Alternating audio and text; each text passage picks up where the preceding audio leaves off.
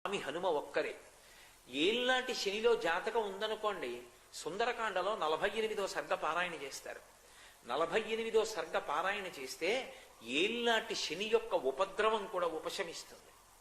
హనుమ పేరు చెప్పి హనుమకి పూజ చేస్తే వెంటనే శనీశ్వరుడు కూడా తన యొక్క విశేషమైనటువంటి శక్తిని తగ్గించేస్తాడు.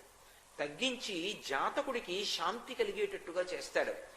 ఆయన లాంటి మహానుభావుడు, ఆయన అంత తేలికగా ప్రసన్నమయ్యేవాడు మీకెక్కడా కనపడడం. హనుమ విషయంలో మీకు ఎదురుగుండా ఒక మూర్తిని కూడా పెట్టి పూజ చెయ్యక్కర్లేదు. భయం వేసిందనుకోండి, ఎప్పుడైనా ఒక చీపురు పుల్ల తీసి మీకు ఎదురుగుండా రాయి కనపడితే రాయో ఏదో ఒకటి తీసి ఇసుకలోనో నేల మీదో అది పడిందా లేదా ముద్ర కూడా సంబంధం లేదు, హనుమ అని రాసి నమస్కారం చేసి నిలబడితే చాలు, ఉపద్రవం నుంచి గట్టెక్కుతారు అని చెప్తుంది శాస్త్రం.